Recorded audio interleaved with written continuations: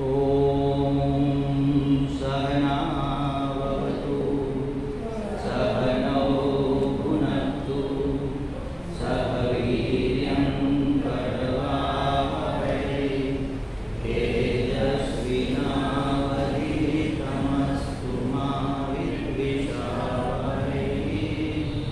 ॐ शान्ति शान्ति शान्तिः। ॐ नमो ब्रह्मादिभ्यो ब्रह्मविद्यासम्प्रदायकर्तृभ्यो वंशर्षिभ्यो महद्भ्यो नमो गुरुभ्यः। सर्वोपप्लवरहितः प्रज्ञानघनः प्रत्यगर्थो ब्रह्मैवाहमस्मि ब्रह्मैवाहमस्मि। ॐ ईश्वरो गुरुरात्मेति मूर्तिभेदविभागिने व्योमवद्व्याप्तदेहाय दक्षिणामूर्तये नमः। ॐ शान्ति शान्ति शान्तिः। हरिः ॐ श्रीगुरुभ्यो नमः। हरिः ॐ।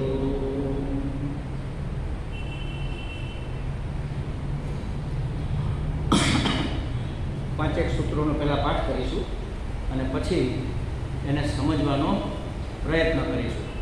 આપણે એવું કહી શકતા નથી કે પછી આપણે એને સમજીશું, કારણ કે આપણી ત્રેવડ જ નથી આ બધા સૂત્રોને સમજવાની. આ મહાત્માઓના હૃદયમાં જે ભાવ હતો, નારદ ઋષિ દેવ પણ છે અને ઋષિ પણ છે, દેવર્ષિ નારદ. એટલે આ સૂત્ર લખતી વખતે એના મનમાં કયો ભાવ કયો અર્થ હશે રામ જાણે. ત્યાં સુધી પહોંચવાની આપણી તો કેપેસિટી નથી. એટલે આપણે પ્રયત્ન કરીએ. અને મને આની ખબર છે, આપણી મર્યાદાની આપણને ખબર જ હોય. એટલે હું કોઈ દિવસ એમ નથી કહેતો કે આને આપણે સમજીએ, સમજવાનો પ્રયત્ન કરીએ ને એટલે પરમાત્મા સહાય કરે, એ અંદરથી પૂર્ણ કરાવે. એટલે પાઠ કરીએ પહેલાં. યથા વ્રજ ગોપિકાનામ 21મા સૂત્રથી બોલીએ છીએ આપણે. ગોપિકાનામ તત્રાપિ ન માહાત્મ્ય જ્ઞાન વિસ્મૃત્યપવાદઃ તદ્વિહીनं જરાણામ ઇવ નાસ્ત્યેવ તસ્મિन् તત્સુખસુખીત્વં સાતુ કર્મ જ્ઞાનયોગેભ્યઃ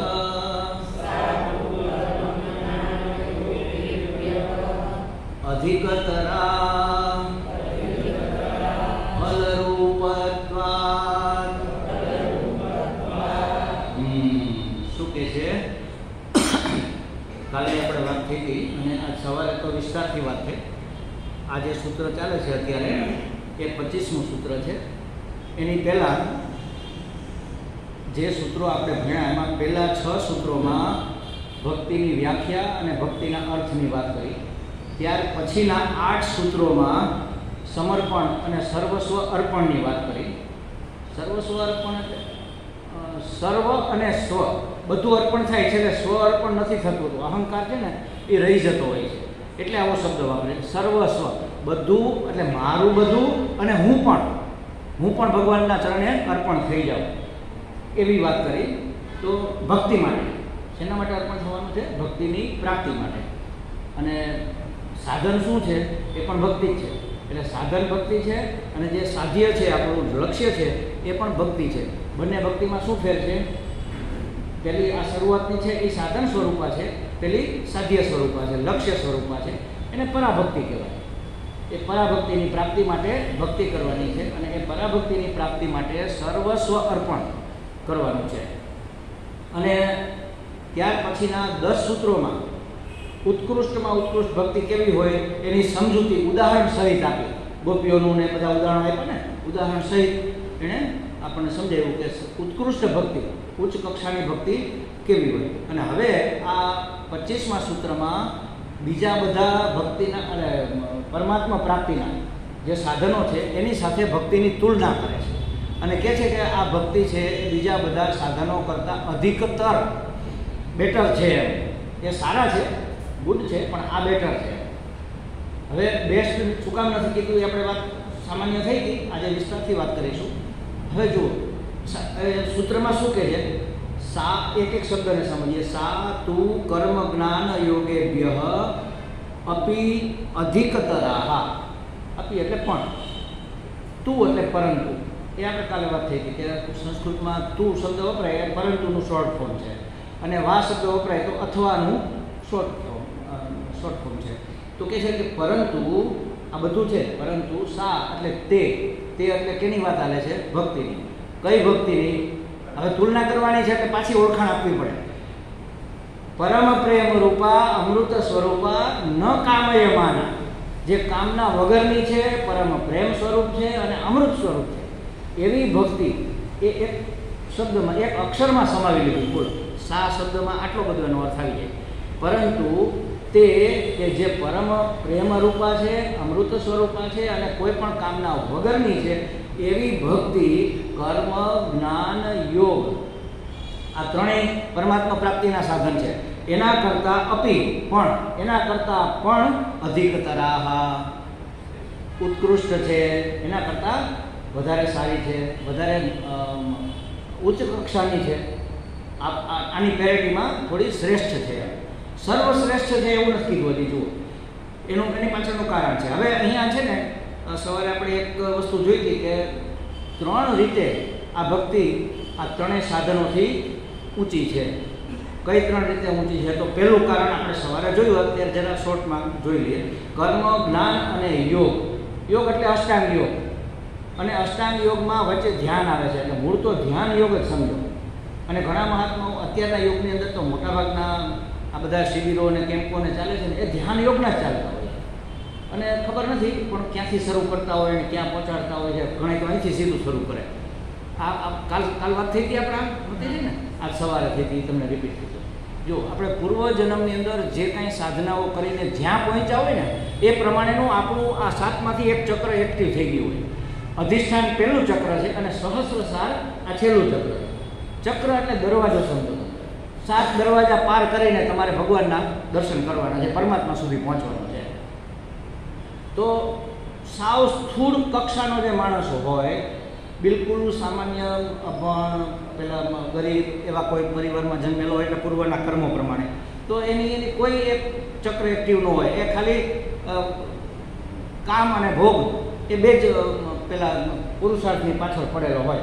એનું પહેલું ચક્ર એ ગણપતિનું સ્થાન છે ખરેખર તો, અધિષ્ઠાન. એ ચક્ર એનું એક્ટિવ હોય એટલે ત્યાંથી એને સાધનાની શરૂઆત કરવી પડે. એને ત્યારથી જ સૂજે, એનાથી આગળ સૂજે જ નહીં. પછી ધીમે ધીમે કોઈ એનાથી આગળ વધેલું હોય, કોઈ એનાથી આગળ વધેલું હોય, નાભી ચક્ર ના તેને કરતાં કરતાં હૃદય ચક્ર સુધી આવ્યા હોય. તો જે માણસ થોડાક કર્મયોગ કરીને પછી ઉપાસના સુધી પહોંચ્યો હોય, ભગવાનની ભક્તિ કરવા સુધી, એનું હૃદય ચક્ર એક્ટિવ હોય. એટલે કોઈ પણ મહાત્માને તમે કહેશો ને, પૂછશો ને કે સ્વામીજી કયા ચક્રથી શરૂઆત કરી, તો કે હૃદયથી શરૂઆત કરો. કારણ કે એ કોમળ છે, પ્રેમનું સ્થાન છે, અને પ્રેમ અને શ્રદ્ધા વગર કોઈ વસ્તુની પ્રાપ્તિ થતી નથી. એટલે અહીંથી શરૂ કરવાનું. કે ભલે તમારું ચક્ર એનાથી આગળનું એક્ટિવ હોય ને તો શરૂઆત તમે અહીંથી કરો, હૃદય ચક્રથી. એટલે મેં આપણા સ્વામીજીને પૂછેલું, મેં સ્વામીજી ધ્યાન કરવું હોય અને કહે છે કે આ ચક્રોમાં ધ્યાન કરવું. આપણે તો ભલે એ માર્ગના નથી, પણ એનો અર્થ શું? તો ખરેખર ક્યાંથી કરવું જોઈએ? હૃદય ચક્ર. અહીંયા ભગવાન બેઠો છે, આપણે ભગવાનને પ્રાપ્ત કરવાના છે, અને ભક્તિપૂર્વક. ભક્તિ એટલે શ્રદ્ધા. શ્રદ્ધા વગર તો કોઈ કામ થવાનું જ નથી. શ્રદ્ધા અહીંથી શરૂ થાય. અહીંયા તો બુદ્ધિ છે, તર્ક છે. શ્રદ્ધા અહીંયા હોય, હૃદયમાં હોય. અને એ હૃદય એટલે ધક ધક કરે છે, એ હૃદય નહીં. રમણ મહર્ષિએ શોધી કાઢ્યું છે, હૃદય એટલે આધ્યાત્મિક હૃદય. એ ક્યાં છે? અહીંથી આમ આપણે ચોકડી મારીએ ને, જ્યાં ક્રોસ થાય એનાથી 1 આંગળ કે 2 આંગળ જમણી બાજુ, ઓલું ડાબી બાજુ. પણ અહીંયા હૃદય નામની કોઈ વસ્તુ નથી.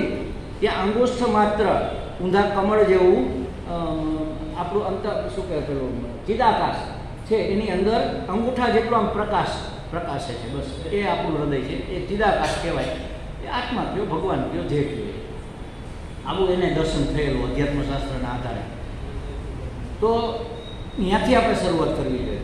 કોઈ એનાથી આગળ વધેલો હોય, બહુ મનોભક્ત હોય ને ભજનો ને બધું રચના કરી હોય ને ગીતો ગાતો હોય, ભજનમાં એકદમ તલ્લીન, મીરાબાઈ છે, નરસિંહ મહેતા છે, એનું આ કંઠ ચક્ર, સ્વાધિષ્ઠાન કહેવાય ને, વિશુદ્ધ ચક્ર, હા વિશુદ્ધ ચક્ર એક્ટિવ હોય તો એ અહીંથી શરૂઆત કરી શકે. અને કોઈ એનાથી આગળ વધેલો હોય તો આજ્ઞા ચક્ર, એનાથી આગળથી તમારી સાધના શરૂ ન થાય. આ ચક્રમાં સાધના થાય જ નહીં, ત્યાંથી તો છટકવાની વાત છે, એ તો છેલ્લો દરવાજો, ત્યાંથી તો બહાર નીકળી જવાની વાત છે. પણ ઘણા મહાત્માઓ અહીંથી શરૂ કરાવે સીધા, કે ચાલો બ્રહ્મરંધ્રમાં ધ્યાન કરો, ત્યાંથી તો ભાગવાનું હોય, એ તો છેલ્લું પગથિયું છે ઉતરી જવા માટેનું. થાય નહીં પણ છતાં એક કરતા, અને બધા મહાત્માઓ છે કે એ લોકો એમાં આગળ વધેલા હોય છે, કે સાચું ખોટું તો એ જાણે. આ તો મારો તર્ક છે, તો મને લાગે છે કે અહીંથી ન થવું જોઈએ, કારણ કે એ તો છેલ્લી સ્થિતિ છે. હા, ત્યાં તો પૂર્ણ થાય ને, ત્યાં છેલ્લું બસ અંત આવી ગયો. એટલે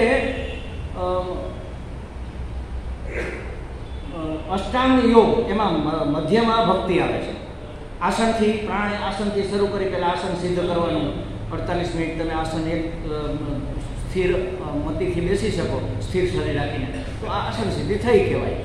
પછી પ્રાણ સિદ્ધ કરવાના પ્રાણાયામ કરીને, પછી મનને સ્થિર કરવાનું, પછી એમ એક પછી એક વસ્તુ આગળ ચાલતી જાય. એ 8 અંગનો તમે 8 અંગને સાધો તો પછી સમાધિ લાગે. અને સમાધિમાં પહેલાં સવિકલ્પ સમાધિ, એમાં શબ્દાનુપ્રાસ સમાધિ, દ્રશ્યાનુપ્રાસ સમાધિ, એ બધી વસ્તુ આવે, એ બધી સવિકલ્પ. એ બધી પૂરી થાય પછી નિર્વિકલ્પ સમાધિ, અને ત્યારે એટલે નિર્વિકલ્પ સમાધિમાં પરમાત્માની પ્રાપ્તિ થાય. અને એ પરમાત્મા પ્રાપ્તિ ભલે થાય, થતી હશે તો યોગીઓને વધારે ખબર હોય, આપણે તો ધારીએ અને વાંચીએ એના ઉપરથી કહીએ કે એમાંય ઉત્થાન તો થાય ને. સમાધિમાં હોય પછી ઉઠે તો ખરા કે નહીં, તો ઉત્થાન થાય ત્યારે પાછી સમાધિ તૂટી ગઈ, ત્યારે પાછા હતા એની આવી ગયા. એટલે એ બધા જ રસ્તાઓ કરતાં કર્મયોગ, યોગ એટલે જોડાવું, કર્મયોગ, જ્ઞાનયોગ, ધ્યાનયોગ, એ બધા કરતાં ભક્તિ વિશિષ્ટ છે. કેવી રીતે વિશિષ્ટ છે કે આ બધા સાધન છે, જ્યારે ભક્તિ સાધન તો છે પણ સાધ્ય પણ છે. હવે જો અહીંયા જે જ્ઞાનની વાત આવી ને, એમાં જરા સ્પષ્ટતા કરી લેવાની, કારણ કે આ સ્પષ્ટતા કોઈ પાસે નથી હોતી. એટલે ભક્ત લોકો તો એવું મને ભક્તિથી ઉત્કૃષ્ટ બીજું કાંઈ નહીં, ખરેખર જ્ઞાનથી ઉત્કૃષ્ટ કાંઈ નથી. શું કામ? અહીંયા જે જ્ઞાનની વાત છે ને, કયું જ્ઞાન આપણે આગળથી ચાલ્યું આવે છે, કયું જ્ઞાન? અપરા વિદ્યા. એ તો ઠીક, પણ આમ આપણે જનરલી આપણે આજની ભાષામાં, અત્યારના કેમ્પની ભાષામાં કહીએ તો ગોપીઓને ભગવાનના મહાત્મ્યનું જ્ઞાન હતું કે નહીં, એ પ્રશ્ન આપણે આવ્યો. અહીંયા જે જ્ઞાન છે એ મહાત્મ્યનું જ્ઞાન. ભગવાન તો દયાનિધિ છે, ભગવાન કૃપાળુ છે, ભગવાન કરુણાના સાગર છે, ભગવાન સર્વશક્તિમાન છે, ભગવાન સર્વવ્યાપક છે.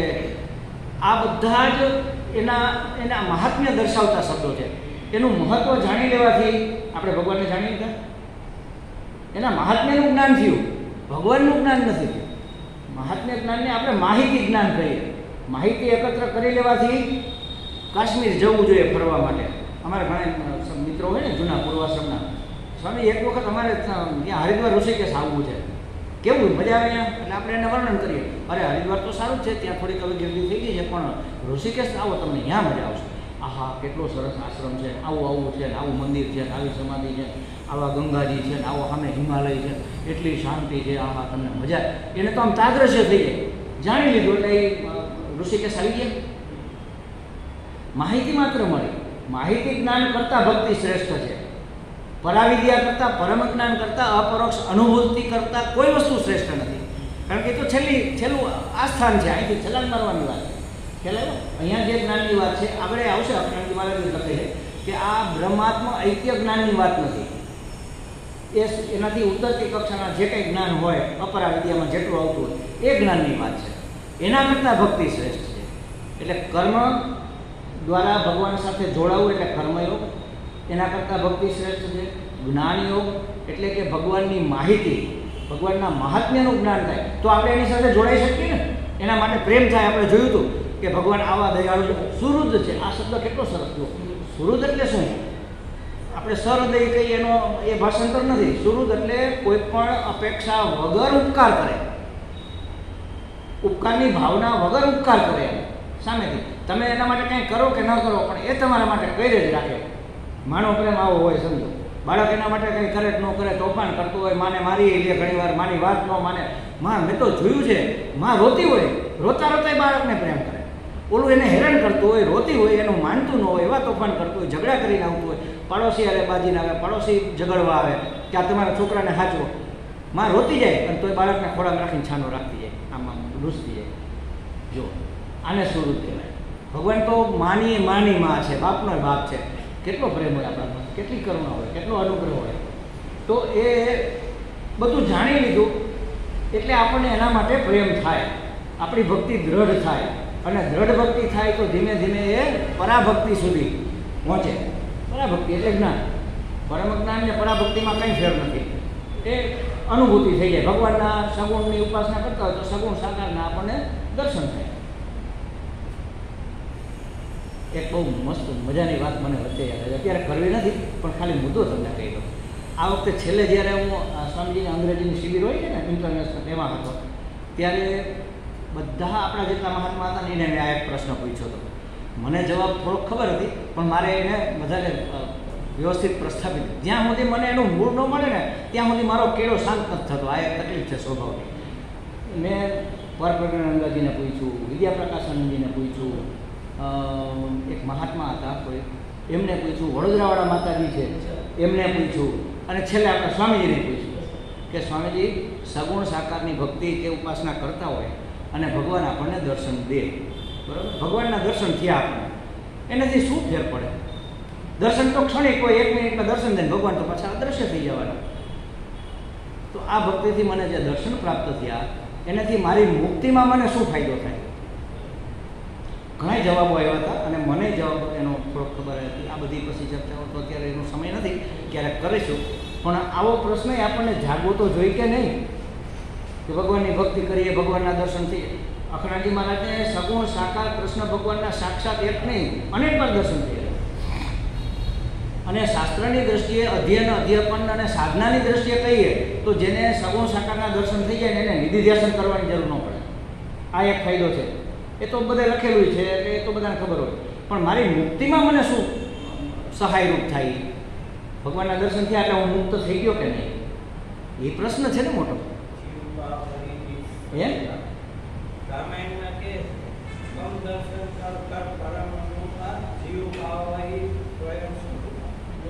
જીવભાવ નીકળી જાય, પણ જીવભાવ નીકળી જાય તો હજી બાકી રહી ગયું ને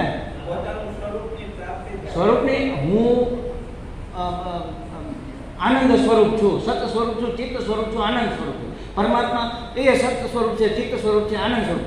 બે તો રહી ગયા કે નહીં? અને દ્વિતીય દ્વયમ ભયમ ભવતી, બે હોય ત્યાં ભય રહેવાનો જ છે હંમેશા. ભગવાન મોટો ને હું નાનો. બ્રહ્માત્મા ઐક્ય ન થાય ને ત્યાં સુધી મુક્તિ થાય નહીં. પરમ મુક્તિ જેને કહેવાય, આત્મા અને બ્રહ્મ બંને એક જ છે, બેમાં કોઈ ભેદ જ નથી. જેમ આ શરીર છે તો હાથ હું છું, આ કાને હું જ છું, આ ખભોય હું જ છું. તો એવી રીતે પરમાત્મા હું, પરમાત્માનું જો હું અંશ હોય, એનું અંગ હોય તો હું પરમાત્મા જ છું કે નહીં? મારા હાથને અડો તો મને જે કહેવાય કે નહીં? આ બધું થઈને હું છું ને. પરમાત્મા સર્વસ્વ છે, બધું જ પરમાત્મા છે, અનંત છે. તો અનંતથી અહીં સુધી આવીને અટકી જતો હોય તો આટલું તો બાકી રહી ગયું કે નહીં? અનંતમાં હું આવી જાઉં, સર્વમાં હું આવી જવો જોઈએ, એકતા થઈ જવી જોઈએ, તો પરમાત્મા પ્રાપ્તિ થઈ કહેવાય. અને ખાલી બુદ્ધિથી નહીં, અનુભૂતિ થવી જોઈએ. એટલે આ માહિતી જ્ઞાનથી ભક્તિ શ્રેષ્ઠ છે કહેવાનો અર્થ છે. મહાત્મ્ય જ્ઞાન જે આપણે કીધું કે ગોપીઓએ એની પાસે માહિતી જ્ઞાન હતું કે નહીં, એના મહિમાનું જ્ઞાન હતું કે નહીં, ચર્ચા કરી. એક મહાત્માએ કીધું ને કે ભાઈ પૂજા સેવા કરવી, પણ પૂજા સેવા માટે તો પ્રેમ જાગવો જોઈએ ને. તો પ્રેમ માટે તમે કશા વર્તામાં કરો એટલે એના મહિમાનો તમને ખ્યાલ આવે, મહિમાનું જ્ઞાન થાય. તો મહિમા જ્ઞાન, મહાત્મ્ય જ્ઞાન, જેને શાસ્ત્રની ભાષામાં અપરાવિદ્યા કહેવાય, એના કરતાં ભક્તિ શ્રેષ્ઠ છે. એમાં કોઈ બે મત નથી. અહીંયા જ્ઞાન એટલે પરમ જ્ઞાનની વાત નથી, કારણ કે જ્ઞાને સાધન અને સાધ્ય બે છે. જેમ ભક્તિ સાધ્ય અને સાધન બે છે. પહેલાં સામાન્ય સાદી ભક્તિ કરો એટલે પરાભક્તિની પ્રાપ્તિ થાય. તો એવી રીતે જ્ઞાનના જે સાધનો છે, ગીતાજીના 13મા અધ્યાયમાં શ્લોક નંબર 7 થી 11 જે બધા અમાનિકનો, દંભિત્વ, શાંતિ, રાજવ, એ જે બધા આપ્યા છે સાધનો, એ જ્ઞાન પ્રાપ્તિના સાધન છે. અને છેલ્લા શ્લોકમાં છેલ્લી લીટીમાં કહે છે કે આ જ્ઞાન છે, આ સિવાયનું બાકી બધું અજ્ઞાન છે. તો જ્ઞાનના સાધન છે કે જ્ઞાન છે? બંને છે. સાધન એ જ છે, સાધ્ય પણ એ જ છે. તો જ્ઞાની સાધન અને સાધ્ય છે. કેવી રીતે ભક્તિ શ્રેષ્ઠ કહેવાય? એ જ્ઞાનથી નહીં, પણ આ માહિતી જ્ઞાનથી, મહાત્મ્યના જ્ઞાનથી ભક્તિ શ્રેષ્ઠ છે. આ વાત આપણે સવારે થઈ હતી, અત્યારે થોડી આ રીતે કરી. હવે બીજી કઈ રીતે ભક્તિ શ્રેષ્ઠ છે, આ મહત્વની વસ્તુ છે. આ બીજો મુદ્દો છે ને એ મહત્વનો છે. અને એટલા માટે ભક્તિને શ્રેષ્ઠતમ કેવી હોય તે કહી શકાય. શ્રેષ્ઠતર નહીં, શ્રેષ્ઠતમ કેવી હોય આ દ્રષ્ટિએ તો કહી શકાય. કઈ દ્રષ્ટિએ? જો કર્મ, જ્ઞાન અને યોગ એમાં કેટલા બધા વિચાર કરવાના હોય. ભક્તિમાં કોઈ શરત નથી, આમાં બધી શરતો હોય છે. જેમ કે માની લો પ્રાણી, તો પ્રાણીઓને જ્ઞાન પ્રાપ્તિનો અધિકાર નથી, મનુષ્યને જ માત્ર છે. ખ્યાલ આવ્યો? અધિકારીત્વ માટે બધામાં શરતો છે. જ્ઞાન પ્રાપ્તિ માટેની, યોગ પ્રાપ્તિ માટેની, કર્મ યોગ માટેની. કર્મ કોણ કરી શકે? પશુ પક્ષી નથી કરી શકે. એ તો ઇન્ડિવિજ્યુઅલ છે, ભોગ ભોગવે છે માત્ર, એ ભોગીઓની છે. કર્મયોની માત્ર મનુષ્ય છે. તો કર્મ પણ મનુષ્ય હોય તો જ થાય. દરેક પ્રાણીઓ નહીં, પ્રાણીમાં મનુષ્ય આવી જાય, પણ માત્ર મનુષ્ય કર્મ કરી શકે, માત્ર મનુષ્ય ઉપાસના કરી શકે, માત્ર મનુષ્ય જ્ઞાન પ્રાપ્ત કરી શકે, માત્ર મનુષ્ય યોગ કરી શકે. આ એનું અધિકારીત્વ છે. એનાથી આગળ વધો, લિંગ પ્રમાણે અધિકારીત્વ હોય. તો કે ભાઈ પુરુષનું અધિકારીત્વ જુદું છે, સ્ત્રીઓનું અધિકારીત્વ જુદું છે. શાસ્ત્રમાં તો અને જૈન લોકો તો એવું માને છે કે સ્ત્રી શરીરમાં મુક્તિ થાય જ નહીં. આપણું શાસ્ત્ર એવું નથી માનતું, થાય જ છે. ગાર્ગી વગેરે તો મુક્ત મહાત્માઓ જ હતા, થઈ શકે. પણ અહીંયા આપણા શાસ્ત્રને કીધું છે કે સ્ત્રી શૂદ્ર વગેરેને મુક્તિ નથી મળતી. એનું કારણ શું છે ખબર છે? સ્ત્રીનું અંતઃકરણ લાગણીશીલ હોય, અને લાગણી એટલે ચિકાસ, એને લાગણી કહેવાય. શું કહેવાય? પેલું સ્નિગ્ધ એટલે તેલ ચીકણું હોય, અને ચિકાસ હોય એ શું થાય? ચોટે ને, ચોટે એટલે આસક્તિ. ખ્યાલ આવ્યો? સ્ત્રીને સંસારથી, પુત્ર પરિવારથી આસક્તિ મહા મુશ્કેલીએ છોડે. ભાઈડો હોય ખંખેરી નીકળી જાય, સંન્યાસ લઈ લે. બહેનોને સંન્યાસ લેવો હોય ને 50 વખત વિચાર કરે, ન લઈ શકે. સહેલું નથી. દીકરાને કેમ છોડવો? પતિને કેમ છોડવો? એની સેવામાંથી જ મુક્તિ મળવાની છે, છોડવાની જરૂર નથી. આપણા શાસ્ત્રે કે વિવાદ બરોબર પણ નથી છૂટતું. આ મારું ઘર, આ મારો પરિવાર, આ મારો સમાજ, આ મારું ફલાણું, એટલી બધી લાગણીશીલ એનું વ્યક્તિત્વ હોય છે, એટલે એને અઘરું પડે. તો લિંગ પ્રમાણે અધિકારીત્વ હોય. અચ્છા, લિંગ પ્રમાણે આવ્યું તો પછી અવસ્થા પ્રમાણે હોય. બાળકનો અધિકાર જુદો છે, યુવાનનો અધિકાર જુદો હોય, વૃદ્ધનો અધિકાર જુદો હોય, અને મરણ પથારીએ પડેલો હોય એનો અધિકાર જુદો હોય. ભક્તિમાં એકે શરત નથી. જુઓ, પશુ પક્ષી પણ ભક્તિ કરી શકે, મનુષ્ય જ નહીં. આપણે કેટલાક સુખદેવજી પૂર્વના એના જન્મમાં હતા જ ને, સુખ જ હતા. કાકભૂષણજી, હા, ગીધ, જટાયુ, બધા પશુઓ હતા, પ્રાણીઓ હતા. અને મેં આ તો એ યુગની વાત છે, મેં તો નજરે આ જન્મમાં જોયું છે. મેં તમને કદાચ વાત કરી હતી કે પહેલી વખત અમે હરિદ્વાર ગયા, ઋષિકેશ, તો અમને દ્વારકાવાળા સ્વામીજી લઈ ગયા હતા. સ્વામી રામતીર્થ, હું કહું છું ને ઘણી વખત એનું ઉદાહરણ આપું છું. તો એ અમને લઈ ગયા અને અમે રામસુખદાસજીનું પ્રવચન સાંભળવા જાય. ત્યાં પ્રવચનમાં એવી સિસ્ટમ હતી, સવારે 5 વાગે એનો દરવાજો ખુલે અને 5:30માં 2 મિનિટની વાર હોય એટલે દરવાજો બંધ થઈ જાય. પછી જે અંદર આવી ગયા એને બહાર નીકળવાની છૂટ નથી, અને બહાર રહી ગયા એને આવવાની છૂટ નથી. એટલે કોઈ પણ ડિસ્ટર્બન્સ કરવાનો અધિકાર નથી. એવી રીતે, કારણ કે સ્વામીજીનો અવાજ એ બહુ ધીમો થઈ ગયો હતો, એટલે માંડ સંભળાય, એમાં વચ્ચે ડિસ્ટર્બ થાય તો વાત પકડાય જ નહીં. અને વાત એટલી બધી ઊંચી એ વખતે છેલ્લી અવસ્થામાં તો કરતા હતા, સામાન્ય લોકોને પકડાય જ નહીં. તો અમે તો ગયા, બધા દોડ આવી જાય. એટલે મેં સ્વામી આ બધા દોડે છે કે ભાઈ કે બસ 5:30માં 5 જ મિનિટની વાર છે, જો નહીં પહોંચીએ ને તો દરવાજો બંધ થઈ જાય. તો હાલો આપણે દોડીએ કે ના આપણે પહોંચી જશું, મને ખબર છે કે આ બાજુમાં જ છે. અને અમે પહોંચી ગયા, અમે બેઠા, પાછળ ઠેઠ અમારો વારો આવ્યો, કારણ કે બધા લોકો આવી ગયા. તો મેં જોયું કે વચ્ચે આમ રસ્તો ને, આપણે કેમ આ વચ્ચે રસ્તો, આ બાજુ બહેનો બેઠા, આ બાજુ ભાઈઓ બેઠા, તો એ રસ્તામાં એક વાછરડી ગાય, એટલે અહીંયા તો મોટી ગાય આપણી વાછરડી જેવી જ લાગે એવી એક ગાય બેઠી હતી. પછી આમાં બધું આપણે ડાફોડિયા મારતા હોય ને, તો એક મોર બેઠો હતો, એક કાગડો બેઠો હતો, અને રિસર્ચ આમ સૂતા હોય એમ નહીં, જાગતા હતા, આમ હલતા હતા, બધું આમ ઉડી ઉડીને આમ થાય ને આમ થાય એ બધું. એક કૂતરો આવીને બેઠો. પછી મને એમ કે આ ઠીક આવી ગયા છે, આ બધા તો ભક્ત માણસો છે, કાંઈને થગડે બગડે નહીં એમ. એટલે જેવો સત્સંગ પૂરો થયો, ગાય સૌથી પહેલાં બધાને આમ કરતી સૌથી પહેલાં નીકળી ગઈ. કૂતરો છલાંગ મારીને જતો રહ્યો, પક્ષી ઉડીને વયા ગયા. બીજે દિવસે ગયા, એના એ જ પક્ષીઓ અને એની જ સ્થિતિમાં અમે 10 દિવસ રોકાણા હતા. 10 દિવસ અમે એ પ્રાણીઓને પશુઓને સત્સંગ સાંભળતા જોયા. પછી મેં પૂછ્યું રામબાબુને, મને કહે આ તો આ પૂર્વજન્મમાં કોઈ પરમ ભક્તો હશે, ગાય સત્સંગ કરવા આવતી, એની સમાધિ કરેલી છે. એટલે જો ભક્તિ માટે પ્રાણી માત્ર શબ્દ છે, પછી એમાં મનુષ્યને અધિકાર છે, પશુને નથી, એવું નથી. આ દ્રષ્ટિએ ભક્તિ શ્રેષ્ઠ છે. પુરુષને એટલો જ અધિકાર છે, એટલો જ સ્ત્રીને, કદાચ સ્ત્રીને વધારે અધિકાર છે, કારણ કે ભક્તિ તો લાગણીની વસ્તુ છે. એટલે ભક્તિ સ્ત્રીઓ માટે ઉત્તમ સાધન છે. તો એમાંય કોઈ લિંગભેદ નથી, ઉંમરભેદ નથી. બાળકે ભક્તિ કરી શકે, પ્રહલાદ છે, ધ્રુવ છે, મહાન ભક્તો થઈ ગયા. અને મોટી ઉંમરના વૃદ્ધ વડીલોય ભક્તો થઈ ગયા છે કે માંડ ચાલી શકતા હોય, એનું ભગવાન કામ કરવા આવતા હોય, એની સેવા કરવા આવતા હોય. કર્માબાઈ જેવી અભણબાઈનો ખીચડો ખાવા આવતા હોય. એટલે કોઈ લિંગભેદ નથી, કોઈ ઉંમરભેદ નથી, અવસ્થાભેદ નથી, અધિકારભેદ નથી. અધિકારભેદ એટલે માનો કે તમારે જ્ઞાન પ્રાપ્તિ કરવી છે તો સાધન ચતુષ્ટય અધિકારીત્વ પ્રાપ્ત કરવું પડે. વિવેક, વૈરાગ્ય, સમજમાદી, ષટ સંપત્તિ અને મુમુક્ષુત્વ આટલું હોય પછી તમે જ્ઞાનમાં પ્રવેશ પામો. આપણે સમજવાનું છે આ બધું આપણામાં કેટલું છે. વિવેક ન હોય પછી આપણે ફરિયાદ કરીએ, સ્વામીજી આટલા વર્ષથી આ કરી છે, આ પકડાતું કેમ નથી? સાધન ચતુષ્ટયમાં ખામી છે ભાઈ. એ કરો ને તો એ તો ઠીક છે, બીજો કોઈ રસ્તો કરો, કારણ કે એ કરવું નથી ને આપણે. વિવેક જગાડવો નથી, વૈરાગ્ય કરવો નથી. સમ કોને કરવો છે? સમ એટલે મનને રોકી રાખવું, વિષયોમાં જવા ન દેવું, એનું નામ સમ. મનનો સંયમ એટલે સમ, અને દમ એટલે ઇન્દ્રિયોનો સંયમ એટલે દમ. હવે એ તો આપણે કરવું જ નથી ને, એ ક્યાં કરવું છે? હજી સવારે ઉઠીને નાસ્તો કરીને છાપું વાંચતા હોય, નિવૃત્ત થઈ ગયા હોય, બધું છૂટી ગયું હોય હવે, અને 10 વાગે એમ થાય કે હું જરા મંદિરે આટો મારીને આવું, તો જતાં જતાં ચપ્પલ પહેરતા પહેરતા પૂછે કે આજ બપોરનો શું કાર્યક્રમ છે? કાર્યક્રમ એટલે શું જમવાનું છે? જો કાલે છે ને દાળને શાકને જરા તીખું હતું, સ્વામીજીને પરસેવો વળી ગયો, તો તમે ધ્યાન રાખજો, કહેતા જાય સ્વામીજી જાતા જતા. ખ્યાલ આવ્યો? ચટાકો છૂટતો નથી, ભોગ છૂટતા નથી, અમુક ઉંમર થાય તોય નથી છૂટતા. એટલે આ સમ દમ એ બધું હેલું નથી. આ અધિકારીત્વ જ્ઞાન માર્ગમાં ફરજિયાત છે, એના વગર જ્ઞાન થાય જ નહીં. ભક્તિમાં ખાઈ પીને મોજ કરો, રામ રામ કરો, બધું જ છૂટ. કોઈ અધિકારીત્વ તમારે આમ કરો તો જ ભક્તિ થશે, તો જ ભગવાન મળશે, એવી કોઈ શરત જ નથી. કોઈ શરત નહીં, કોઈ અધિકારીત્વ. યોગની અંદર પણ આહાર વિહાર, વધુ ઊંઘવાવાળાને, ભગવાને કીધું ગીતાજીમાં કે વધુ ઊંઘવાવાળાને, વધુ જાગવાવાળાને યોગ સિદ્ધ થતો નથી. આહાર વિહારસ્ય સમ્યક આહાર વિહાર, આહાર અને વ્યવહાર તમારો સમ્યક હોવો જોઈએ તો યોગ સિદ્ધ થાય. યોગમાં શરત છે, જ્ઞાનમાં શરત છે, કર્મમાં શરત છે. જો તમારો અંદર અંતઃકરણમાં ભાવ ન હોય અને તમે કર્મ કરો તો ભાવ વગરનું કર્મ કોઈ દિવસ સંકલ્પ સિદ્ધ થતો નથી.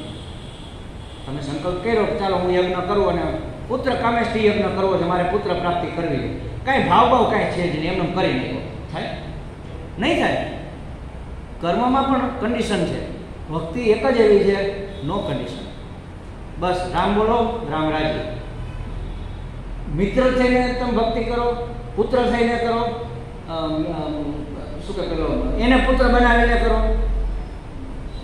દાસ થઈને કરો, પતિ તરીકે પરમાત્માને પૂજો, તમને જે મન ફાવે એમ કરો, પણ કરો. અને કોઈ શરત નહીં. એનું કારણ શું છે ખબર? એમાં ભગવાન તમારા માર્ગદર્શક છે અને ભગવાન તમારા સહાયક છે. આ બધી જ વસ્તુઓ આત્મબળે, મારા બળે મારે કરવાની છે. કર્મયોગ છે, જ્ઞાનયોગ છે, ધ્યાન યોગ છે, એ મારા બળે કરવાની. ભક્તિ એના બળેથી કરવાની છે, મારે નથી. મારે તો ખાલી એક શરણાગતિ કરવાની, હેલી નથી હોય. સર્વસ્વ આપણને લાગે સહેલું છે, બધી જ કન્ડિશનોમાં છૂટ છે. એક જ શબ્દમાં ઊંધા પાડી દીધા. સર્વસ્વ અર્પણ થાય તો ભક્તિ કહેવાય. અને તો ભગવાન તમને માર્ગદર્શન પણ આપે, તમને સહાય પણ કરે, તમને સંભાળે. અને એટલે આપણા શાસ્ત્રોમાં એવું કીધું કે ભક્તિનો માર્ગ, પંથ એવો છે કે આંખ નીચીને તમે દોડો ને ભય જ નથી કોઈ જાતનો, પડવાનો, પડી જવાનો, પતનનો ભય જ નહીં. કારણ કે એમાં ખાડા ખબડા આવતા જ નથી, સંભાળનારો પરમાત્મા છે. એટલે આ ઉદાહરણ આવે છે, બધાએ સાંભળેલું છે. મને જ હમણાં કોકે કીધું, બેને કીધું, કોઈ કીધું કે એક ભાઈ ભગવાનનું નામ લેતા લેતા રણમાંથી પસાર થતો હતો. ભગવાન ભેગા રહેજો, હો ભગવાન ભેગા રહેજો. હા બરોબર, ભગવાન છે સાથે. પોતાના 2 પગલાં, 2 ભગવાનના પગલાં દેખાય. એમાં તોફાન શરૂ થયું, આંધી આવી અને ગભરાઈ ગયો. હે ભગવાન, હે ભગવાન, હે ભગવાન. આમ જોયું તો 2 પગલાં, 2 ગાય. અને એવો નારાજ થયો કે આમ તો ભેગો હતો. જ્યારે સંકટ આવ્યો ત્યારે છુપાઈ ગયો, અત્યારે તારે મને બચાવવાનો હોય. અને એ તો મળ્યો જેમ તેમ બોલવા, પછી પસાર થઈ ગયો. પાછા 4 પગલાં થઈ ગયા. એટલે કીધું પકડા ભગવાનને, જો પાછો આવી ગયો. જે જરૂર હતી તે ન આવ્યો. ભગવાન એમ કહ્યું હવે આને મારે કહેવું પડશે. એ કે ભાઈ એ 2 પગલાં મારા હતા, તને મેં ખબર બેસાડ્યો હતો. તારી શું ત્રેવડ છે કે આ તોફાનમાંથી બહાર નીકળે? ભગવાન સહાય કરે આ સ્વરૂપ, ભગવાન માર્ગદર્શક બને આ સ્વરૂપ. પણ એક જ શરત, સર્વસ્વ અર્પણ કરવું પડે, આ હેઠું મૂકી દેવું પડે. હું પછી ત્યાં નો આવે. અમારે એક મારા મિત્ર હતા અશોક ગુંદરણિયા કરીને, અહીંયા ભાવનગર જિલ્લાના જ હતા, ગારિયાધારમાં એની નોકરી હતી. અમે અહીંયા ભાવનગરમાં જ એમએડ સાથે કર્યું ત્યારે અમે બંને હાર્યા હતા. એને એક વખત મને વોટ્સએપમાં મેસેજ મોકલેલો, અત્યારે કંઈ નથી, એક્સિડન્ટમાં વયા ગયા.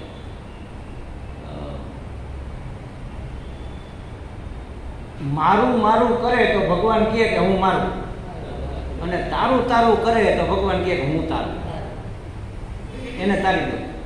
મને હજી યાદ રહી ગયું છે. જો તારું તારું કરવું એટલે મારું બધું મૂકી દેવું, એટલે મારો અહંકાર ઉગાડી નાખવાનો. હે હરી તું કરી ખરી, હે હરી તારી મરજી, શું કરું બીજી અરજી. એને આપણું કલ્યાણ, એનાથી મોટો કલ્યાણકારી કોણ હોય, એનાથી મોટો પ્રેમાળ કોણ હોય. બાપનો બાપ, માની માં છે, એને આપણી કેટલી કાળજી હશે. એક સામાન્ય આ સંસારિક માં પણ પોતાના બાળકની ચિંતા કરતી હોય, રમવા ગયો હોય. મને યાદ છે હું પૂર્વાશ્રમમાં, હું તો બહુ આમ કડક માસ્તર હતો પહેલાં, હવે ઓછો છું. શિસ્તમાં બહુ માનતો, એટલે છોકરાઓ રમવા જેવડા થઈ ગયા હતા, 8મા 9માં ભણતા હોય એટલે પપ્પા રમવા જાઉં છું. ક્યાં જાશ? તો કે આપણે આ 5 નંબરની શેરીમાં. અમે 5 નંબરમાં હતા, આ 3 નંબરની શેરીમાં. સારું, મારા મિત્રો ત્યાં છે. ક્યારે આવશો? કલાકમાં આવી જઈશ. અચ્છા 6 થયા છે ને, 7 વાગે આવી જઈશ? હા આવી જાય. 7:05 તને છૂટ, અને જો 7:05 ઉપર થઈ તો આવે એટલે હું ધૂળ કાઢી નાખતો કે તારે મને 7:30 કેવું તો મેં કહેતા ને કીધું. આપણને ચિંતા થાય કે આવી જવાનું તો હજી કેમ ન આવ્યો, હજી કેમ ન આવ્યો? કારણ કે અહીંયા ગાયો રખડતી હોય, વાહન નીકળતા હોય, કંઈ થઈ ગયું છે. હંમેશા સારા વિચાર તો કોઈને આવતા જ નથી. જો એક સામાન્ય સંસારી પિતા કે સંસારી માં આટલી ચિંતા કરતી હોય, ઉપરવાળો કેટલી કરે. એ વખતે મેં એને એક સૂચના આપેલી, આપણને અત્યારે કામ આવે એવી છે કે કહું. હું પ્રિન્સિપલ હતો, આપણી સ્કૂલમાં જ ભણતો, એટલે સાયકલ લેવાની વાત થઈ એટલે મેં એને સાયકલ લઈ દીધી, સાયકલ શીખવાડી દીધી, એ બધું થઈ ગયું. એના મિત્રોએ શીખવાડી. પછી એ કે આજે હું હવે સ્કૂલે સાયકલ લઈને આવું. મેં કીધું મને ખ્યાલ આવી ગયો હતો કે એને ફૂલ આવડી ગઈ છે. એટલે મેં કીધું જો એક સૂચના બરાબર તને તો સાંભળી, તારે કોઈની હારે સાયકલ ભટકાવવાની નથી. એ કે નહીં ભટકાવું, બહુ કાળજી રાખવાની તારે. આપણે હાલ તું નહીં ભટકાવ, સામેવાળો ભટકાઈ જશે તો. મારે ભટકાવવી નથી, ભટકાવવા દેવી નથી. આ બરોબર ગાંઠ બાંધી લે. હવે આપણે એ જ વસ્તુને અહીંયા લાગુ પાડવાની છે. મારે સંસારમાં લપસવું નથી, અને કોઈ મને લપસાવે એ મને પોસાતું નથી. ખ્યાલ આવી ગયો? ગમે એ હોય ને સ્પષ્ટ શબ્દોમાં હાથ જોડીને ભાઈ સાહેબ માફ કરો કહી દેવાનું, તો જ થશે. આ વસ્તુ નહીં થાય. સવારે નહોતા આવ્યો ને બધા, એક તમને ખાસ રિક્વેસ્ટ કરું, આપણે આ બધા મૂકીએ છીએ આમાં ગ્રુપમાં. સવારનું પ્રવચન છેલ્લી 15 મિનિટ સાંભળી લેજો, ભૂલા વગર સાંભળજો. આખું નો ટાઈમ હોય તો કાંઈ નહીં, ફાસ્ટ ફોરવર્ડ કરી નાખજો. છેલ્લી 15-20 મિનિટ તમે સાંભળજો.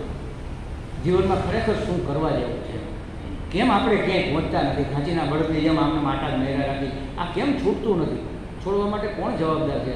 ક્યાં મિસ્ટેક થાય છે, ક્યાં લીકેજ રહી જાય છે, આપણને ખ્યાલ આવશે. થોડુંક સાંભળજો. થોડુંક કદાચ મેં કડક શબ્દોમાં કીધું હશે તો માફ કરજો, પણ કરવા જેવી વસ્તુ છે એ બધી.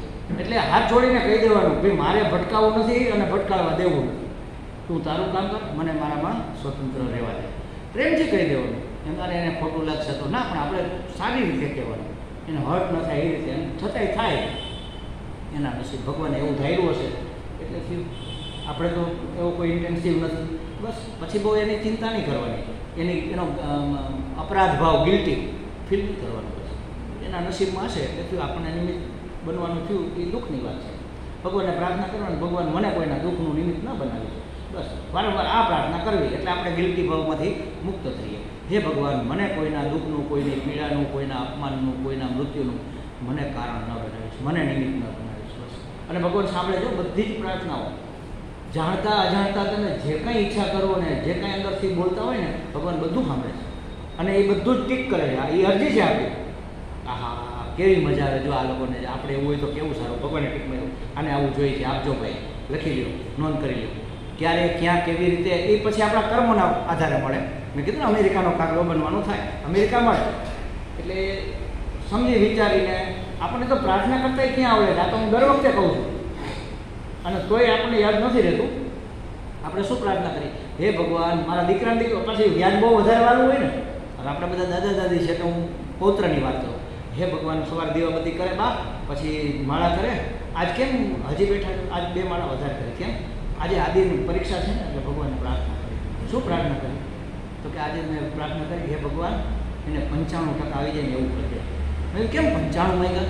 એ કે ગયા વખતે મેડિકલમાં 95 આપ્યું હતું, તો 95 આવી જાય ત્યારે મેડિકલમાં એડમિશન મળી જાય. અને પરિણામ આવ્યું 95 આવી ગયા, પણ મેડિકલનું એડમિશન 97 આપ્યું. એવડું માગતા. એના કરતાં નાનું બાળક હોય ને એને માગતા આવડે. જો એ કે હે ભગવાન ભલું કરજે. ભલું કરજે શું કરજે? જેમાં ભલું હોય એ કરજે.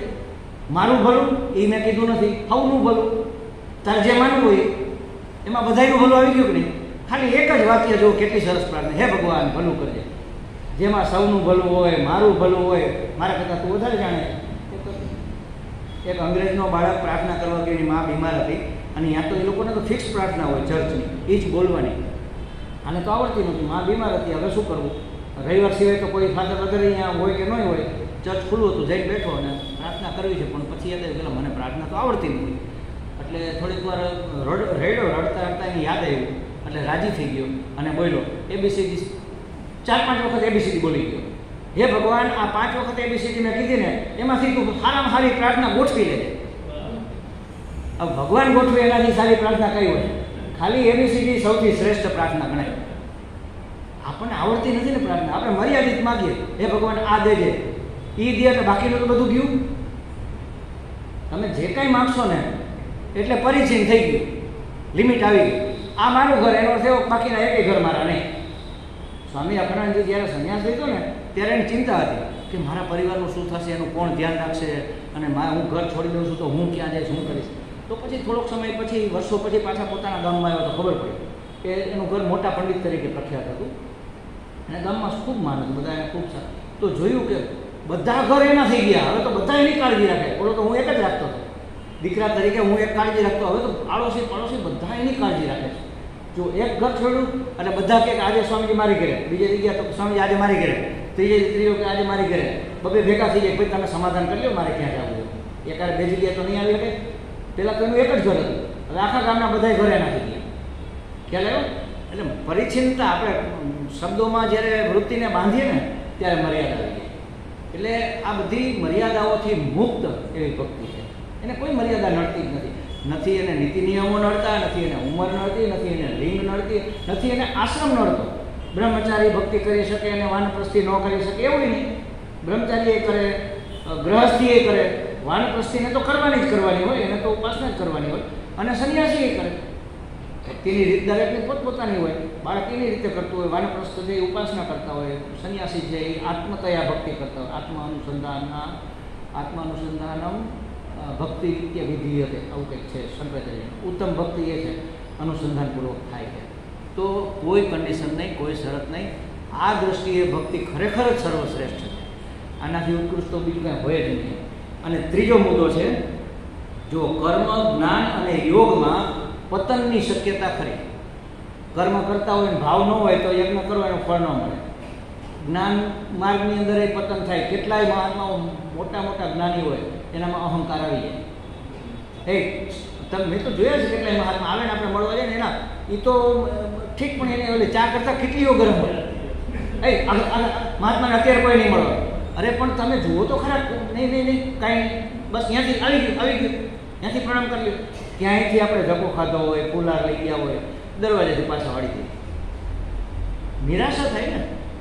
આપણા સ્વામીજીમાં એ વસ્તુ મેં જોયું. ગમે એ માણસ આવ્યો હોય, ગમે એનાથી આવ્યો, સ્વામીજી બપોરે જમીન બેસે 6:30 સુધી, 2:30 વાગે જમી લે, 2:15 જમી લે, 1:45 2 વાગે જમવા આવે, 2:30 વાગે જમીન પછી બેઠા હોય, કલાક બેસે. બહારથી જે કોઈ આવ્યો હોય, સાધકો હોય, અજાણ્યા હોય, જાણીતા હોય, બધાને મળે. ઉઠવાનો ટાઈમ થયો હોય, અચાનક જો કોઈ આવે ને તો કોઈ એને એમ ન કહે કે હવે સ્વામીજીને જવાનો ટાઈમ થયો, તમે પછી આવજો. કે તો સ્વામી કે નહીં, અરે આવો છો, ક્યાંથી આવ્યો હોય શું ખબર? પૂછે ક્યાંથી આવો છો?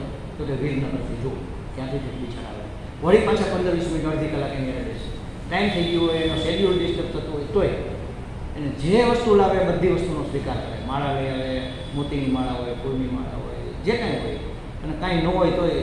અને પૂરતું વેઇટેજ એમ, આ મારા શિષ્ય છે, સંન્યાસી છે, અને આ અજાણ્યા છે, તો એના તરફ આવો, બેસો બસ એટલું કંઈક, પછી આની યાર વાતો કર્યા રાખે એવું નહીં. પૂરતું વેઇટેજ, દરેકને પૂરતું વેઇટેજ આપે. એટલું બધું આપણા મહાત્માઓ પાસેથી શીખવાનું છે, અદ્ભુત છે. મુનિજી તો બહુ સારી રીતે હવે તો ઓળખી ગયા. આપણા સ્વામીજી એટલે મારા ગુરુજી છે એટલે નથી કહેતો, પણ આવા મહાત્માઓ કળિયુગમાં પ્રાપ્ત થવા અત્યંત દુર્લભ છે. ભગવાને આપણા ઉપર એટલી અનંત કરુણા કરી છે કે આવા મહાત્માઓ આપણને મળ્યા છે. બીજા એવા સારા મહાત્માઓ છે, પણ મોટે ભાગે શું થતું હોય, તમે જેમ નજીકનો પરિચય થાય ને એમાં આપણને એના છિદ્રો દેખાય, એના માટેની લાગણી ધીમે ધીમે ઓછી થતી જાય. આમાં ઉલટું થાય, જેમ નજીક જાય ને એમ આપણો અહોભાવ વધતો જાય કે મહાત્મા તો જો કેવા છે, શું કરે છે, ક્યાં એનો ભાવ છે, કઈ જગ્યાએ બેઠા છે. પહેલાં જ પરિચયમાં મને સ્વામીજીની આ લક્ષણનો ખ્યાલ આવ્યો હતો. સાપ નીકળો હતો, આખી વાત નહીં કરું, ઘણી લાંબી ને સરસ ચમત્કારિક વાત છે. એટલે સ્વામીજીને કે મેં તો સ્વામીજી સાપામાં ગયો, અરે એટલે એને ઓલો કોલ કર્યો, ઇન્ટરકોમ વોચમેનને બોલાવ્યો, ભાઈ લાકડી લઈને આવજે. એટલે મને એમ થયું લાકડીથી તગડશે કે એવું કરશે, કારણ કે ભાઈ આમાં સાપ ગયો તું એને મારી નાખે. આપણને જે એવી અકલ હોય ને ત્યારે તો હાવ શરૂઆતમાં પહેલી વખત સ્વામીજી મળ્યો ત્યારે લાકડી એટલે મંગાવી હતી કે ઈંટો માંગી હતું ને ઈંટો આમ લાકડીથી ખસે એટલે તને ઈજા ન કરે. અને પછી સ્વામીજી અફસોસ કરે, અરે અહીંયા આપણે મોર બહુ છે, બિચારાને મારી નાખશે. તમે વિચાર કરો, સાપ માટે કરુણા, અહીંયા મોર બહુ છે, બિચારા સાપને મારી નાખે. સાપ બિચારો કહેવાય, કોકને ડંખ મારી દે તો જિંદગી ખલાસ કરી નાખે, તો એના માટે કરુણા કે બિચારાને મારી નાખશે. હવે એને છે ને સરખાએ ધીમે ધીમે તમે આમ વાળમાં તગડી મૂંચો કાઢીને હાલો આપણે અંદર બેસી તમારે જે કંઈ વાત છે એ કરીએ. અને જ્યાં સુધી બધી ઈંટો ખસી ન ગઈ ત્યાં સુધી સ્વામીજી ત્યાં ઉભા રહ્યા પાછા. સાપ તો ન મળ્યો, ત્યાં અદૃશ્ય થઈ ગયો, તો એ બધી આખી જુદી વાત છે.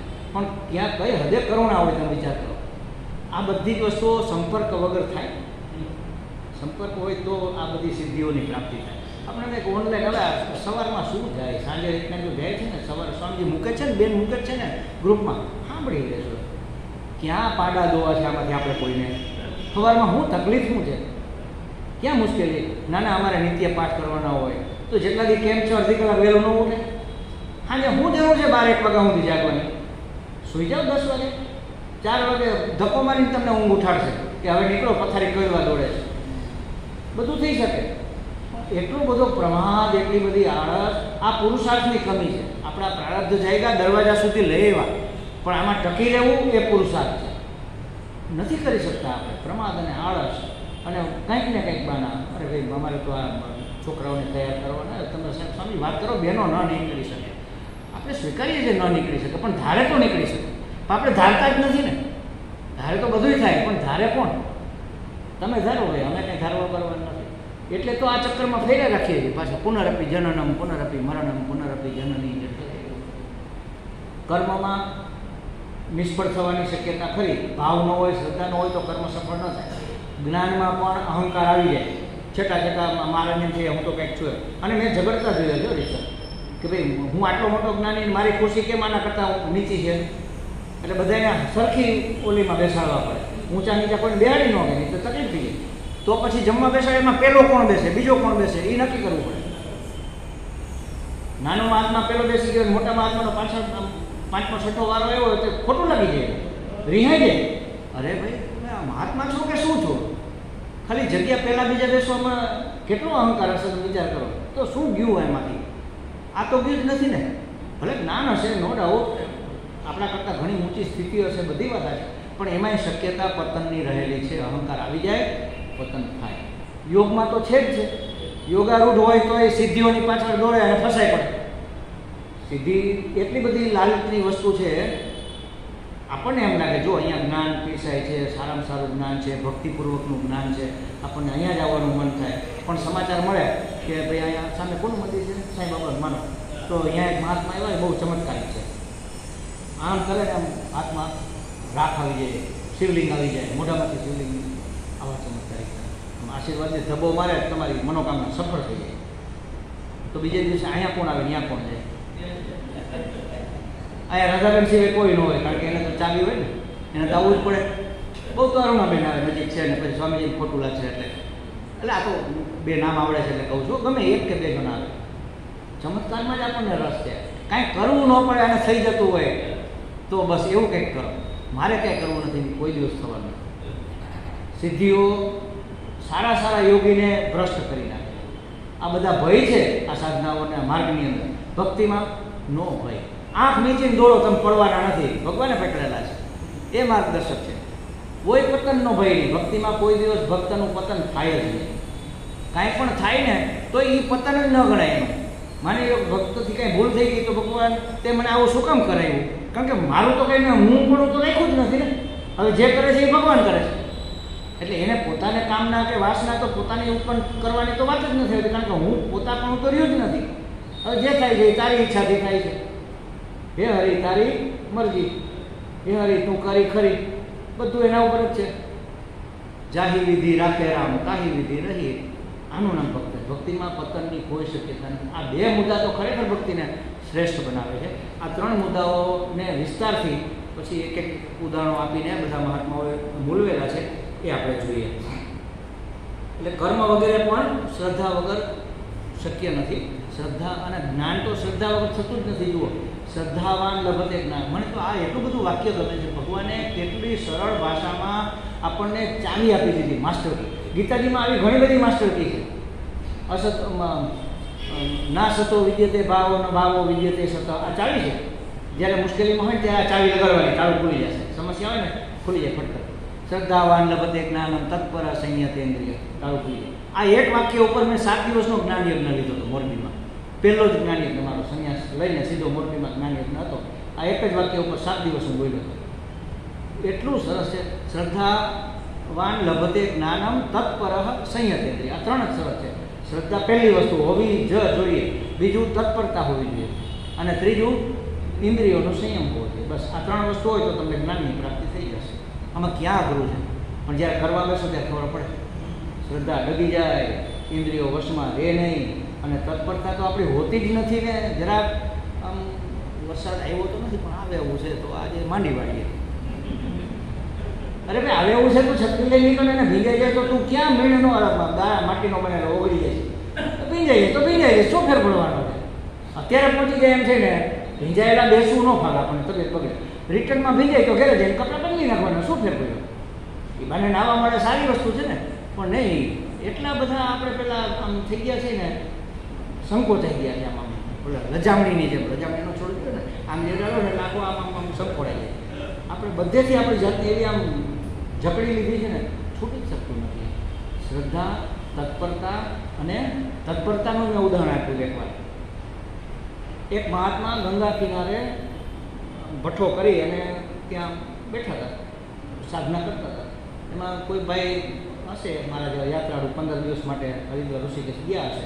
એને જો મહાત્મા કંઈક સારા છે એટલે ગયા, નમો નારાયણ મારી, નમો નારાયણ, બેઠા સત્સંગ કર્યો. એમ જે જ્ઞાની પુરુષ છે, અહીંયા તો દરરોજ આવવું જોઈએ. ઓળખાણ થઈ ગઈ. બીજા દિવસે વાતમાંથી વાત નીકળી તો કંઈક વાત થઈ હશે. મારે રીતે મને રસગુલ્લા ટૂંકમાં એને બહુ ભાવે, એને ખબર પડી. તો બીજા દિવસે ત્યાં તો રસગુલ્લા આવડા મોટા, આપણા જેવડા આવડા નહીં, આખા પડિયામાં એક રસગુલ્લો ખમાય. હવે તો 2 રસગુલ્લા આખો પડિયો છલી જાય એટલા હોય, પડિયામાં આપે.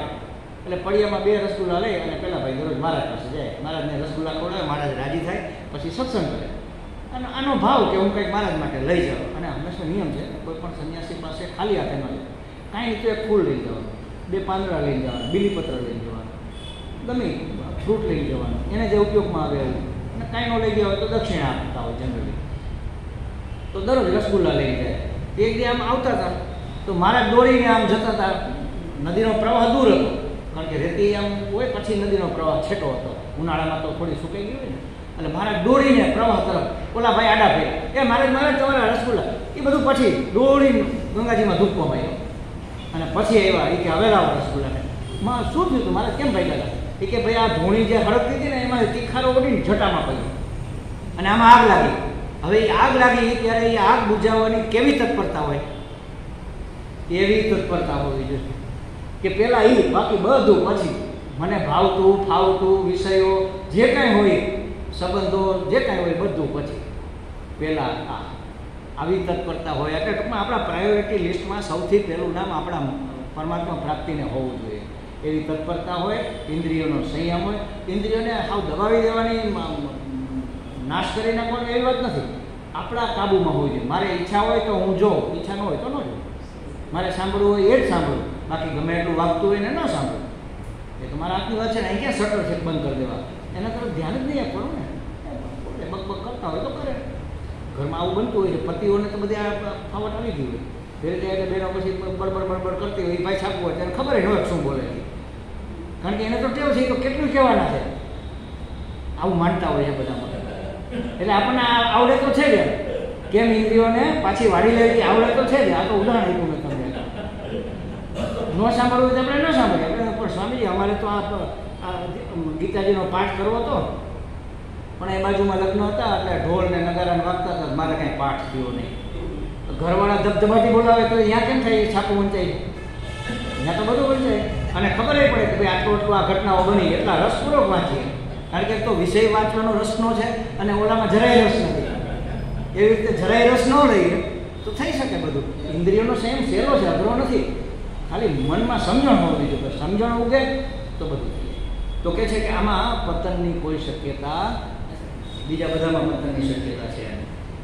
તો એ જ પ્રમાણે જ્ઞાનમાં કૃતકૃત્યતા ન થાય. યોગમાં એ તમારો યોગારૂઢ હોય તો પતન થવાની શક્યતા રહેલી છે. સિદ્ધિનું પ્રબળ આકર્ષણ હોય, કોઈ પણ સિદ્ધિ મળે, આપણે જ સાધના કરતા હોય, સિદ્ધિઓ આવે, આવીને ઊભી રહે તો આપણે તો સ્વીકારી જ લઈએ. કોઈ દિવસ હનુમાનજી જેવા આપણે નથી. હનુમાનજીને બધી સિદ્ધિઓ હતી, પણ એને એની યાર કાંઈ લેવા દેવા નહોતા. જરૂર પડે તો ઉપયોગ કરે, બરોબર. અને સિદ્ધિ એક વસ્તુ એ તમને કહી દઉં, ગમે એવો યોગી હશે ને, ગમે એવી સિદ્ધિ પ્રાપ્ત કરી હશે, એ સિદ્ધિ વહી જાય, પાછી વહી જાય મેળાએ. એની મેળાએ આવે, એની મેળાએ જતી રહે. અને એને જાળવી રાખવી હોય તો એની પાછળ પડવું પડે, એની સાધના કરવી પડે. તો આમ પડતું ને એની સેવા કરવામાં લાગી ગયા. ખ્યાલ આવ્યો? ઘરના છોકરા ઘંટી ચાટે, પાડોશીને આટો કરતા હતા ભગવાનની ભક્તિ કે સાધના, અને સિદ્ધિ પાછળ હવે લાગી ગયા. એક મિત્ર, બે મિત્રો હતા, એમાં એક મિત્ર હિમાલયમાં ગયો, સાધના કરવા માટે જતો રહ્યો. અને એક મિત્ર અહીંયા ગામમાં એ ભગવાનની ભક્તિ કરે, પૂજાપાઠ કરે ને એવું બધું કરે. ઘણા વર્ષો, 12 વર્ષની સાધના પછી પેલો હિમાલયવાળો મિત્ર આવ્યો અને ખબર પડી મોટો સિદ્ધ થઈને આવ્યો છે. એટલે ગામ આખા એનો આમ ઢોલ નગારાથી સ્વાગત કર્યું. પછી બે મિત્રો એકલા પડ્યા ને કે તે શું સાધના કરી, તે શું પ્રાપ્ત કર્યું, કંઈક મને વાત તો કરતા રહી સાધનાની. અમે તો અહીંયા ગામમાં પડ્યા ભગવાનનું ભજન કરીએ છીએ. તારે જોવું છે કે આ નદી કિનારે ગયા, જોઈએ કે હું પાણી ઉપર હાલી અને ઓલાને બીક લાગી કે નહીં હાલવા જાય છે ને કંઈક ડૂબી ન જાય, મારો મિત્ર છે. એટલે પેલા હોળીવાળાને કીધું, ભાઈ તું ભેગો હાલ, હું હોળી બેસી જાઉં, આના ભેગો હાલ. એટલે ડૂબે તો આપણે આમ તરત એને પકડી લઈ, બચાવી લઈએ. એને ભરોસો નહોતો. એટલે ઓલો તો પાણીમાં ટેસ્ટી આવ્યો છે પાણી ઉપર, અને આવડા હોળીમાં જાય. સામે કિનારે પહોંચ્યા એટલે પહેલાં તો ઓલા હોળીવાળાને જે બેઠા હતા એ ભાઈ એને કીધું, ભાઈ તારા કેટલું ભાડું થયું? તો કે 8 આના હાલે. ઓલાને કે હાશ, હવે મને ધ્રાસકો પડી ગયો યાર, નહીં તો ડૂબી જતો. અરે હોય કાંઈ, મેં કેવી સિદ્ધિ જોયું ને એ કે આ 12 વર્ષમાં તે 50 પૈસાની સિદ્ધિ લીધી. 12 વર્ષની મહેનત પછી તું પાણી ઉપર હાલી નહીં હોય, એ હું 50 પૈસામાં આ કાંઠે આવી ગયો. આપણે આવું કરીએ છીએ. આપણને ખબર નથી કે આપણે શું કરવું એ. આપણને ભાન નથી કે આપણે કઈ વસ્તુને મહત્ત્વ આપવું અને કઈ વસ્તુને ન. આપણે વિષયોની વાસના પાછળ એવા પાગલ છીએ કે આપણે એને જ મહત્ત્વ આપીએ છીએ. પણ તમે જુઓ તો ખરા, વિષયોની વાસના છોડી તો જુઓ. તમને એ વાસના પૂર્તિમાં જે આનંદ આવે છે એના કરતાં અનેક ગણો આનંદ તમારી અંદર પડેલો છે, અને એનો જ આનંદ આવે છે ખરેખર. તો વાસનામાંથી કે વિષયમાંથી આનંદ આવતો જ નથી. આનંદ આપણા સ્વનો છે.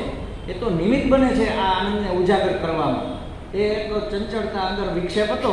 કોઈ વસ્તુની ઈચ્છા થાય એટલે વિક્ષેપ થાય ને, કે 4 વ્હીલ તો એક લેવું છે, 4 વ્હીલનો ત્યાં મજા. ત્યાં સુધી આપણે આમાં બધું એ જ દેખાય, ક્યાંથી બચત કરવું, ક્યાંથી લોન મળે, ક્યાંથી સેકન્ડ હેન્ડ સારી મળે, અને પછી 4 વ્હીલ લઈએ. હાશ, મજા આવી ગઈ. શું કામે? ઓલો વિક્ષેપ બંધ થયો એટલે અંદરનો આનંદ દેખાણો આપણને. અંદરના આનંદનો પરિચય થયો આપણને. તો આનંદ અહીંનો જ.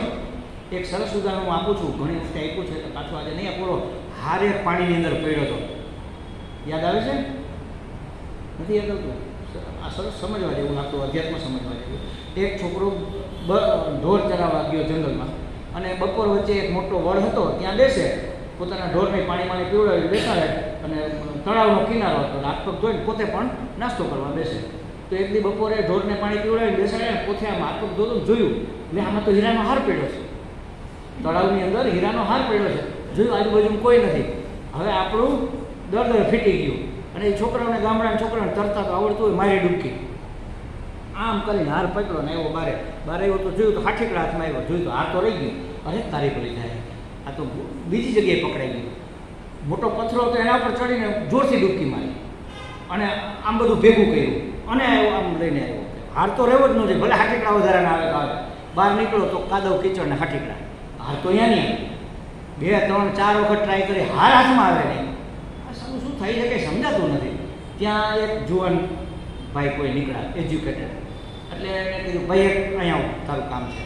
એ કે મેં એક વસ્તુ જોઈ છે, લાખો રૂપિયાની વસ્તુ છે, પણ મારાથી અંબાતી નથી, તું લઈ દે આપણા બેનો ભાગ.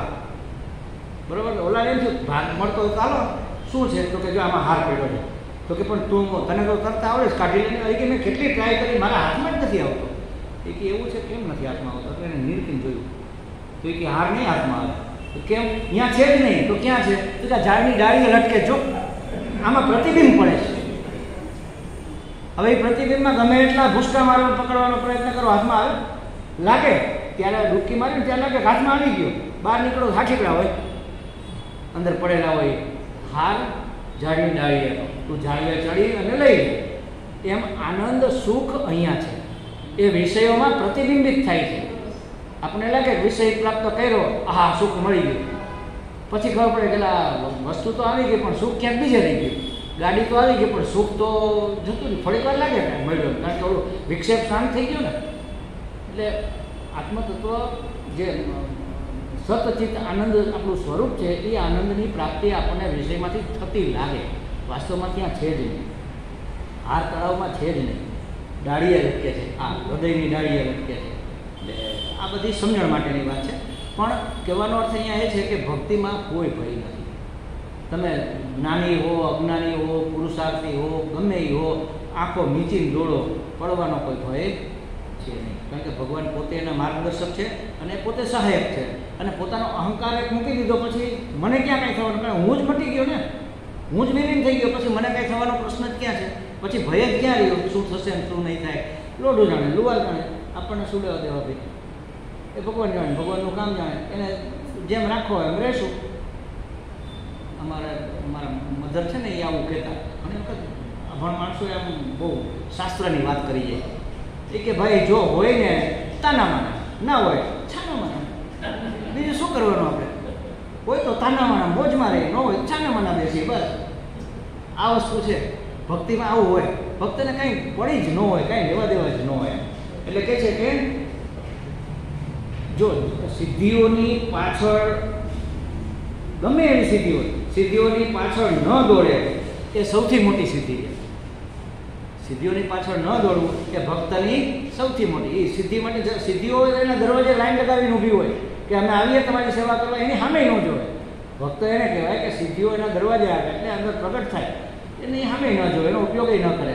એટલે બિચારી થાકીને રાહ જોઈ જોઈને પાછી જતી રહે સ્વર્ગમાં. રીતિ સીધી આવ્યા હોય ને પાછા જતા રહે. આ તો કંઈ અહીંયા આપણી દાળ ગળશે નહીં. એ સેવા કરવા આવે ભક્તની, ભક્તને એનો કોઈ મહત્વ ન હોય. તો સિદ્ધિઓ પાછળ જે ન દોડે એ મહાન, સૌથી મોટી સિદ્ધિ તો એ છે. આપણે કાલે વાત થઈ હતી ને, શું કરવું? તો ન કરવાનું, બસ એટલું જ કરવું, આટલું જ કરવાનું. એનાથી વિશેષ કરવા પણ કંઈ છે જ નહીં. તો સૌથી મોટી, અમારા સ્વામીજી જે કે છે એ એક સમજવા જેવી વસ્તુ છે. આ તો ઠીક છે, શબ્દો સારા છે, સિદ્ધિઓ પાછળ ન દોડી મોટી સિદ્ધિ છે, એ વાતે સાચી છે. પણ અમારા સ્વામીજી ઘણી વખત પ્રવચનમાં એવા શબ્દો બોલી જાય ને, હું તો બધું નોંધ કરું, પણ આમ આપણું જીવન પરિવર્તન કરી નાખે. આપણે ગમે તે કામ કરીએ, કર્મ કરીએ, ભક્તિ કરીએ, જ્ઞાન માટે અહીંયા સત્સંગમાં આવીએ, ઘરે કામ કરીએ, શાકભાજી લઈ લઈએ, જે કાંઈ કરતા હોય નાનાપણથી માંડી આજ સુધી આપણે જે કાંઈ કર્યું, શેના માટે કર્યું? સુખ મળે એના માટે ને. ખબર પડે કે ચાલો રામદાસમાં જઈશું તો મોટું દુઃખ થવાનું છે આજે, તો આપણે નહીં જઈએ. કે આજે આપણો વારો નીકળી જવાનો છે, તો કંઈ બેથી જવા દે ને નથી જવું. એ ભાઈ માથાકૂટ થઈ છે ને, એ ખીચાણા છે, જરાક એનો ગુસ્સો શાંત થઈ જાય પછી જશું. ખબર પડે કે આમ કરવાથી દુઃખ થશે તો આપણે ન કરીએ, સુખ માટે જ કરીએ છીએ ને.